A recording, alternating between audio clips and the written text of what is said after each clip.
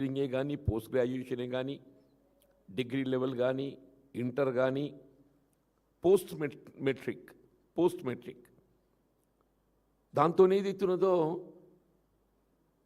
ఇవాళ లక్షలాది మంది టెక్నికల్ గ్రాడ్యుయేట్స్, ఇలా లక్షలాది మంది నిరుపేద విద్యార్థులు ఏదైతున్నదో విద్యా బోధన సదుపాయాలు పొంది వీళ్ళ ప్రభుత్వ పరంగా ఉద్యోగ ఉపాధి అవకాశాలు పొందటం ఏ మేరకు లభిస్తే ఆ మేరకు పొందడంతో పాటుగా స్వయం ఉపాధి పథకాలు పొందటానికి వరకు కూడా తోడ్పడ్డది. అది వీళ్ళ తెలంగాణ రాష్ట్రం ఏర్పడ్డ తదుపరి తెలంగాణ రాష్ట్రం తొలి ముఖ్యమంత్రి ఉద్యమ నేత కేసీఆర్ గారు ఏదైతున్నదో ఈ ఫీఎస్ రీయింబర్స్మెంట్ పథకాన్ని మరింత పటిష్టంగా అమలు చేయాలనేటువంటి ఒక భావన తలంపుతోని ఇవాళ దాన్ని ప్రతి నిరుపేద కుటుంబానికి ఏదైతుందో ఏ విధమైన ఆర్థిక భారం లేకుండా వీళ్ళు కేవలం కళాశాలలో చేరడం మట్టుకే విద్యార్థి బాధ్యత. కళాశాలలో చేరటం దానికి కావాల్సినటువంటి ఒక అప్లికేషన్ ఫార్మాలిటీస్ వరకు మాత్రమే విద్యార్థుల బాధ్యత. దానికి కావాల్సినటువంటి ఒక ఆర్థిక వనరుల సమకూర్పు ఏదైతుందో ప్రభుత్వ బాధ్యత.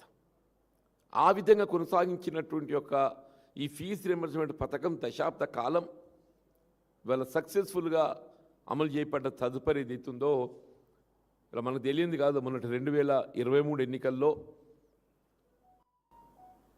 ఇలా ఆనాటి దశాబ్ద కాలం కేసీఆర్ గారి పాలన కన్నా ఇంకా మెరుగైన రీతిలో పాలన అందిస్తాం, అటు రైతాంగానికి సంబంధించి ఏదైతున్నదో వారు అమలు చేతలు పెట్టిన రైతు బంధు, రైతు భరోసా అనే నెపంతో 15,000 రూపాయలకు మేము దాన్ని పెంచడం జరుగుతుందని చెప్పి పేర్కొనడం ఇవాళ ఈ చివరికి ఏమైందో మనం గమనిస్తున్నామని చెప్పి అంటున్నాను. చివరికి ఏమైంది ఇవాళ రైతుల పరిస్థితి మనం గమనిస్తున్నామని చెప్పి అంటున్నాం. అట్లాగే విద్యార్థులకు సంబంధించి కూడా మన కోర్టు మొట్టికాయలు వేసింది.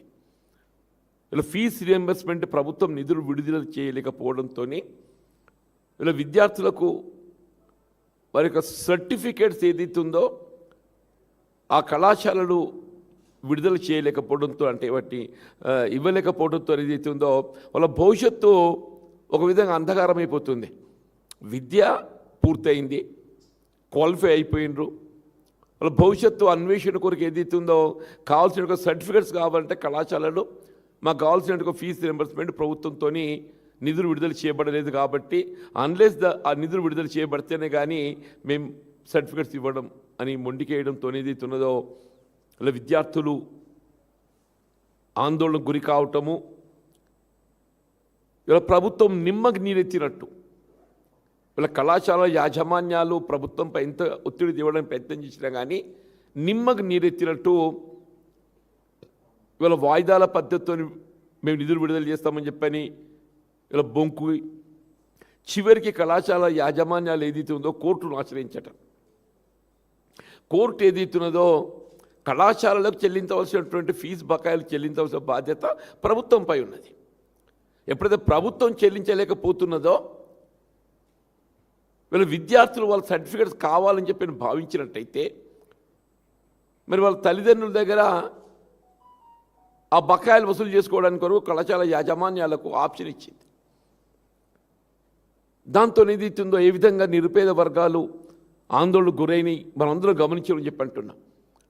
వీళ్ళు చివరికి ఏదైతుందో ఇప్పుడు మనకు ఈ 26-27 ఆర్థిక విద్యా సంవత్సరంకి వెళ్ళి 26-27 విద్యా సంవత్సరంకి వెళ్ళి ఏదైతున్నదో ఇలా పోస్ట్ మెట్రిక్ విద్యకు సంబంధించి గతంలో ఏదైతుందో విద్యార్థి ఏ విధమైనటువంటి ఒక ఆర్థిక భారం లేకుండా, ఫీజు చెల్లింపు లేకుండా కళాశాలల్లో ఉచితంగా చేరిక లభించేది. ఇప్పుడు ఏమైపోయింది, మేము డైరెక్ట్గా విద్యార్థులకే మేము ఫీజు చెల్లింపు చేస్తాం. జీవో చిత్రంగా ఉన్నది. జీవో ఏమంటుంది, మేము డైరెక్ట్గా విద్యార్థులకు ఫీజు చెల్లింపు చేస్తామని చెప్పంటుంది. ఆ ఫీజు చెల్లింపు చేస్తామని ఎప్పుడు అది నిర్దిష్టంగా లేదు. మీరు విద్యార్థులకు చెల్లింపు చేసే ఫీజు ఏదైతున్నదో మీరు సరైన సమయంలో చెల్లింపు చేయగలిగితే సమస్య లేదు. మీరు సరైన సమయంలో చెల్లింపు చేయలేకపోతూనే ఈ సమస్య అంత ఉత్పన్నమవుతుంది. ఇలా విద్యార్థులు ఆ నిరుపేద వర్గాలు ఏదైతుందో వాళ్ళ కళాశాలలో ఫీజు చెల్లించుకునే స్తోమత కలిగి ఉన్నట్టయితే అసలు ఈ సమస్య ఉత్పన్నం కాదు. ఇప్పుడు ఏమంటుంది ప్రభుత్వం చెప్పేది ఏంటి? జియో 7 వాట్ ఇట్ సేసే వీళ్ళ పోస్ట్ మెట్రిక్ విద్యకు సంబంధించి వీళ్ళ కళాశాలల్లో చేరిక మీ బాధ్యత, మాకు సంబంధం లేదు. పోస్ట్ మెట్రిక్ సంబంధించి ఏ విధమైన కోర్సే కానివ్వండి, అది సాంకేతిక విద్య కానివ్వండి, మెడికల్ విద్య కానివ్వండి, అగ్రికల్చరే కానివ్వండి, డిగ్రీ కానివ్వండి, అది ఏదైనా కానివ్వండి చెప్పంటూ నేను ఇంటర్ స్థాయి విద్య కానివ్వండి, ఆ చేరిక మీ బాధ్యత, మాకు సంబంధం లేదు. దానికి కావాల్సినటువంటి ఆర్థిక భారం మీరే భరించాలి. దానికి సంబంధించిన ఆర్థిక భారం మీరే భరించాలి. మేము ఏదైతుందో మేము మీకు చెల్లింపు చేస్తాం. ఎప్పుడు చేస్తావు? అసలు వాడికి చెల్లింపు చేసే స్తోమతైన కలిగి ఉన్నట్టయితే అసలు ఫీజు రియంబర్స్మెంట్ ఆలోచన ఎదుగుతారు మీదకి వస్తుందే. నీకు కనీస పరిజ్ఞానం కలిగి ఉండాలి. రేవంత్ రెడ్డి గారు ఏదైతుందో కనీస పరిజ్ఞానం కలిగి ఉండాలని చెప్పంటున్నాను నేను. మనం అన్నాడు ఎన్నికల ప్రణాళిక మనం ఏం పేర్కొన్నాం? మనం కాంగ్రెస్ పార్టీ అమలు చేసిన ఫీజు రియంబర్స్మెంట్ పథకాన్ని ఇంకా మెరుగైన రీతిలో కొనసాగిస్తాం.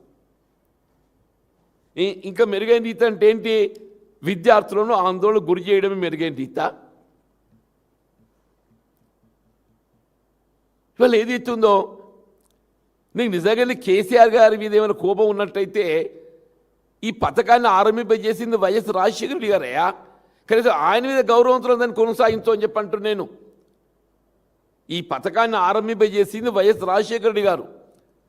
అన్నాడు కేసీఆర్ గారు ఏదైతుందో పథకం ఎవరు ఆరంభింపచేసినా ఇది నిరుపేద వర్గాలకు ఏదైతుందో తోడ్పడేటువంటి ఒక కార్యక్రమం కాబట్టి దీన్ని మేము పూర్తి స్థాయిలో మెరుగైన రీతిలో అమలు చేస్తామని చెప్పని అన్నాడు. శాసనసభ వేదికగా కేసీఆర్ గారు ప్రకటించి వీళ్ళు ఫీజు రియంబర్స్మెంట్ పథకాన్ని ఏదైతుందో పటిష్టంగా అమలు చేయడం జరిగిందని చెప్పంటున్నాను.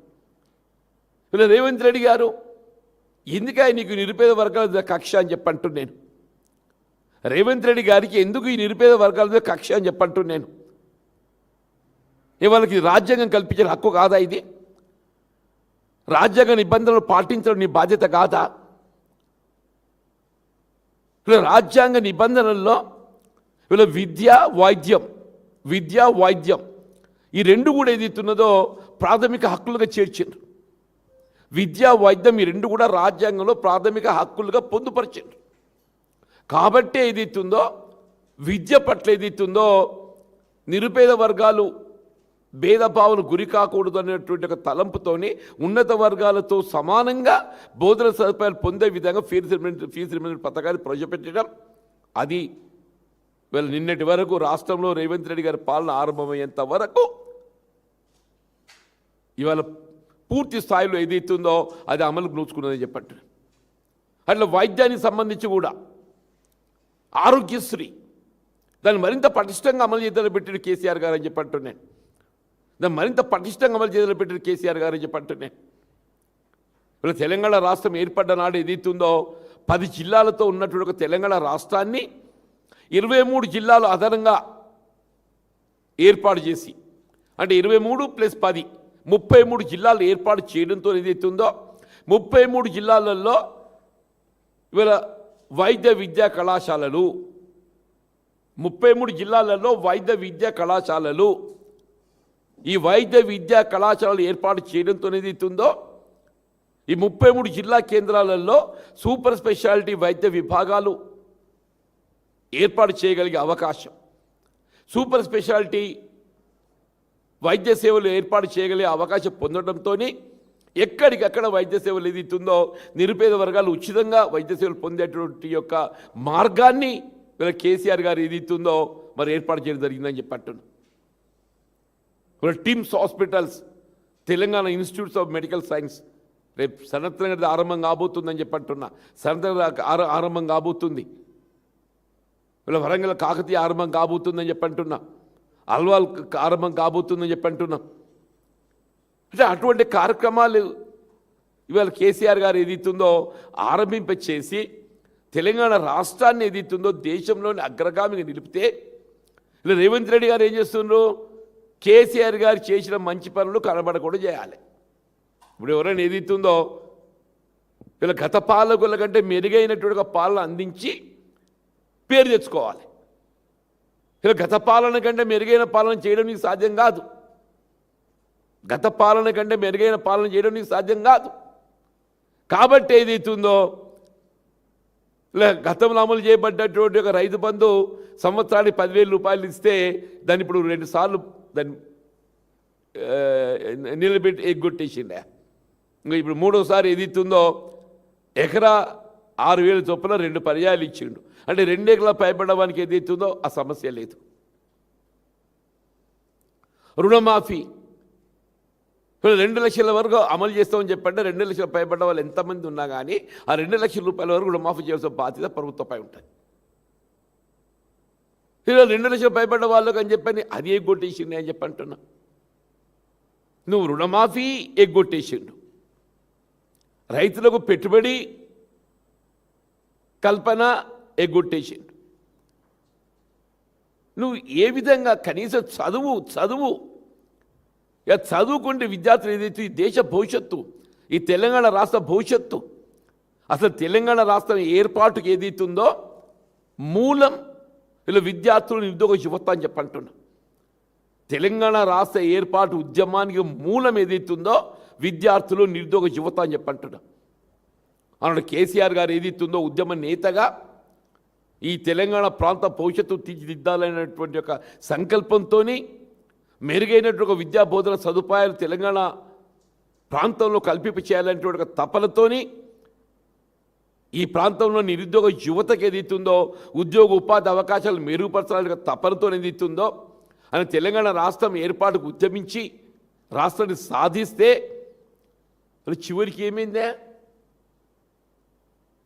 ఏదో శాస్త్రం ఉంది, ఈయన కాసి నక్కల పాలు చేసినట్టు అయిపోయిందా? ఏమంత మెరుగైన పాలని చెప్పారు రేవంత్ రెడ్డి కూసురులో దొర అంటే పెట్టుబడిదారుడు, దొర అంటే పెట్టుబడిదారుడు అని చెప్పి అంటున్నా. ఆయనకి ఎంతవరకు ఏదైతే 4th సిటీ కనబడితే తప్ప ఇంకోటి కనబడదు. ఆయనకి ఎంతవరకు ఆ 4th సిటీ ఆయనకి ఏది ఆయనకు ఆయనకు ప్రయోజనం అనుకూరుస్తుందో గదే కనబడుతుంది. ఆయనకి ఏది ఆర్థిక ప్రయోజనం అనుకూరుస్తుందో గదే కనబడుతుంది. 4th సిటీ, హైడ్రా, ఆయనకి 2 అవే, 4th సిటీ, హైడ్రా. తప్పేదైతుందో రాష్ట్రంలో నిరుపేద వర్గాలు కల్పించాల్సిన ఒక విద్యా సదుపాయాలు కల్పించాలనే భావన లేకపోవడం దురదృష్టం అని చెప్పంటున్నాను. వీళ్ళు GO 7 అనేది ఏదైతుంది వాళ్ళు ఏదైతే జారీ చేయబడ్డదో ఇది నిరుపేద వర్గాలకు మరి అపరిశాపాతం. ఇది ఈ జీవోను మేము వెంటనే ఉపసంహరింపజేసుకోవాలని చెప్పని బీఆర్ఎస్ పక్షాలను డిమాండ్ చేస్తామని చెప్పండి. ఈ GO 7 ఏదైతుందో వెంటనే ఉపసంహరింపజేసుకోవాలని చెప్పని ఈ ప్రభుత్వాన్ని డిమాండ్ చేస్తామని చెప్పంటున్నాను. దీన్ని ఉపసంహరింప చేసి వీళ్ళ గతంలో ఏ విధంగా ఫీజు రీయింబర్స్మెంట్ పథకాన్ని అమలు చేయడం జరిగిందో ఆ ఫీజు రీయింబర్స్మెంట్ పథకాన్ని విద్యార్థులు ఏదైతుందో వాళ్ళ చేరిక సమయంలో ఏ విధమైనటువంటి ఫీజులు చెల్లించకుండా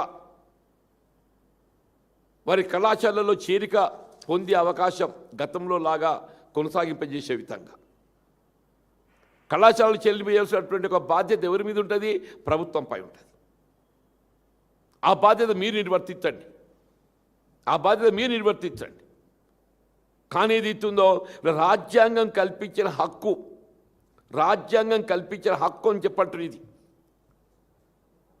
దాన్ని నీరు గార్చే విధంగా నిరుపేద వర్గ కుటుంబాల ఆత్మస్థైర్యాన్ని దెబ్బతీసే విధంగా ఏదైతే కుట్రపూరితంగా వీళ్ళ దళితులు, బలహీన వర్గాలు, వీళ్ళ ఆశ్చర్యం ఏంటంటే SC ST విద్యార్థులకు సంబంధించి కేంద్ర ప్రభుత్వంకి వెళ్ళి విడుదల చేయబడ్డట్టుగా 276 కోట్లు రాష్ట్ర ప్రభుత్వం తన వాటా దానికి విడుదల చేయలేకపోవడంతో అవి రిటర్న్ అయిపోయింది.